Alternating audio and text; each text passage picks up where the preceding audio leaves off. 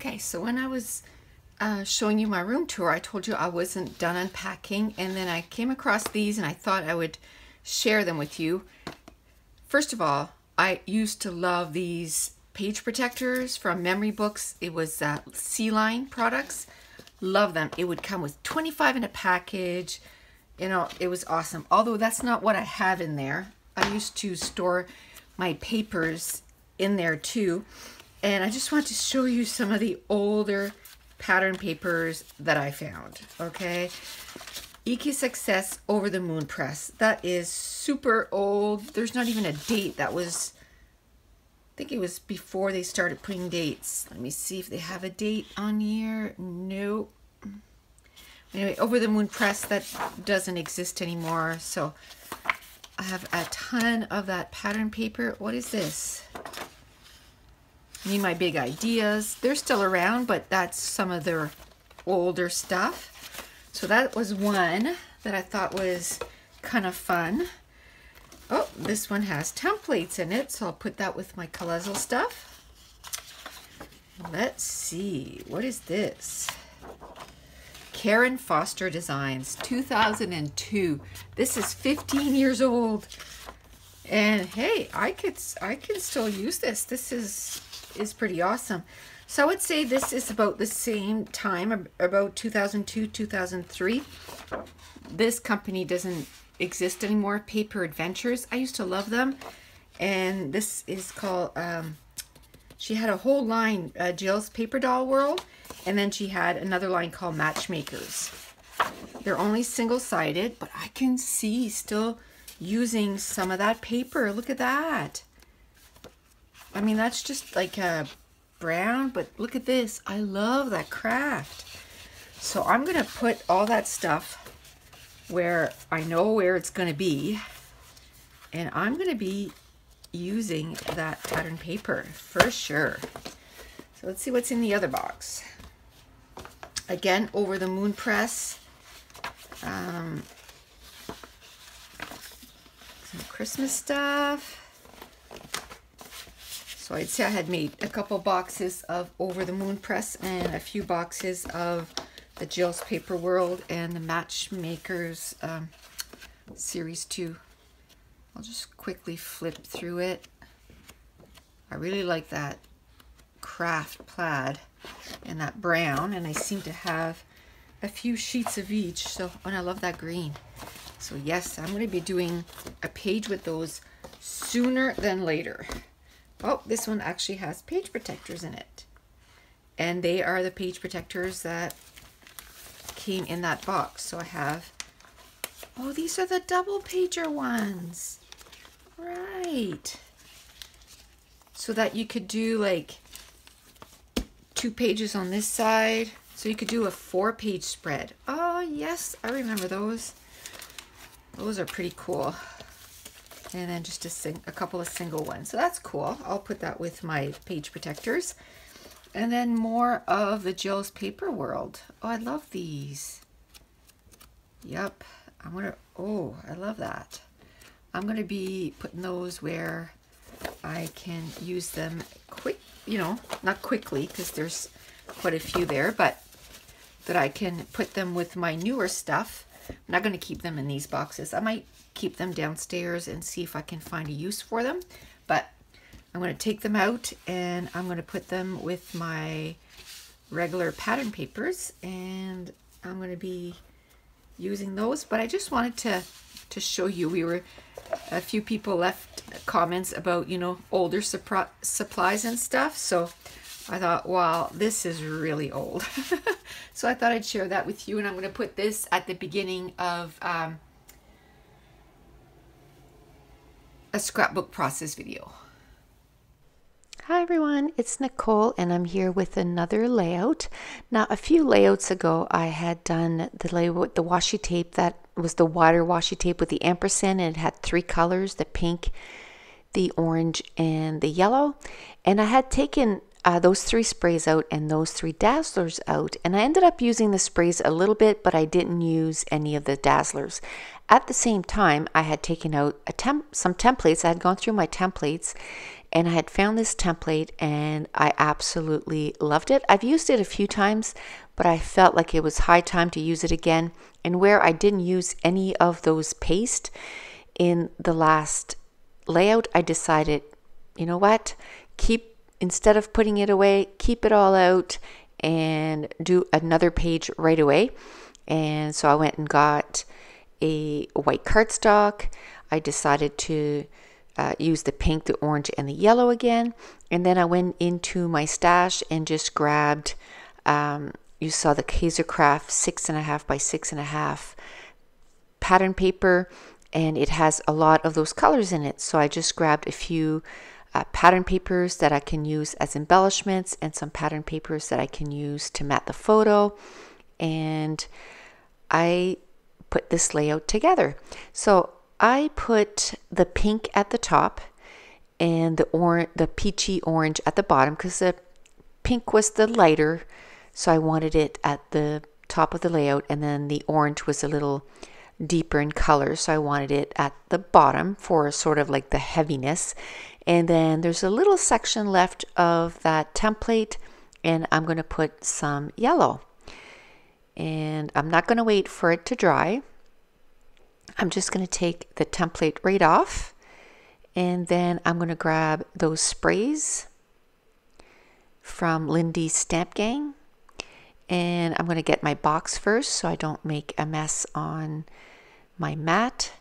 And then I'm going to grab the inks and I'm going to sprinkle the pink with the pink, the yellow with the yellow, and the orange with the orange.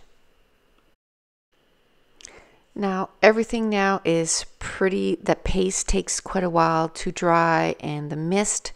So I'm going to take the whole page and I'm just going to use a little bit of the heat tool on it, my Tim Holtz heat tool, which works fine for the sprays, but the paste, it needs time to just dry on its own. So then I'm just going to take that entire layout and put it to the side, and I'm going to work on the rest of the layout, not using the background. And I knew if I sort of walked away and came back later, it would be really later. I find like once I walk away, then it takes me a bit of time to get motivated to come back. So once I start a layout, I like to sort of just finish it. So I thought, well, I'll mount my photo. My photo was already at 4x4 because that's the size that I got it printed. I had some leftover black cardstock from the last layout that I had mounted my photo on, the 8.5 by 11. So I use that, so less and less scraps that I have to put into my stash. Now this paper pad has a lot of these little cute cameras, and they look like they're embossed. They're super cute, and the colors match perfect. I have the orange and the black, the pink, and it has the yellow and the orange together too. So all the colors are found within these cameras. So I really like those. So I'm cutting a few out, probably more than I need in that way, and all different sizes. And that way I can make a decision once I start, making my clusters. Okay, so while I'm cutting out some embellishments and all that, I just wanted to take a minute and just want to thank you for all the support that you gave me throughout the month. Today is the 29th, so there's only, after today, 2 more videos for the July video a day. I can't believe how fast the month has gone by, and I have to say I had a blast getting all the videos done and uploaded and all the stuff that I got accomplished. I got way more layouts than I thought I was going to get done. I thought I was going to have way more product reviews and that kind of stuff, and maybe about half of scrapbook process video, but I had probably 20 some process videos, if not more. And I had my scrap room tour, I had an organizational, and I only had one product review. And I just wanted to let you know that just because the month of July is coming to an end, from now on, I'm going to be uploading for sure 3 times a week. It's going to be Monday, Wednesday, and Fridays. And I'm going to try and come up with, different things that are going to be for each day. That'll be coming up. I'll let you guys know more, about what the schedule is going to be in the next few weeks. And then also sometimes I'll upload on Saturdays. So 3 videos for sure per week, and then sometimes on Saturdays. And I know the Saturdays will be Scrap and Chat. And I have tons of plans for August, and I have something fun planned for September.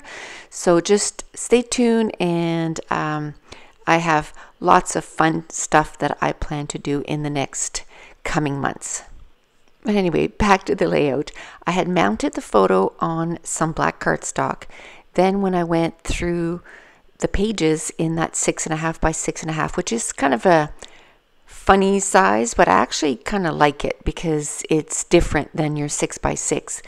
I found a black pattern paper, and then I also found a orange pattern paper, which I decided, as you can tell, just cut a portion of it so that it mats the photo on 3 sides, and then on 1 side it leaves me a little bit of room where I can put a part of a journaling card, so I can do my journaling there.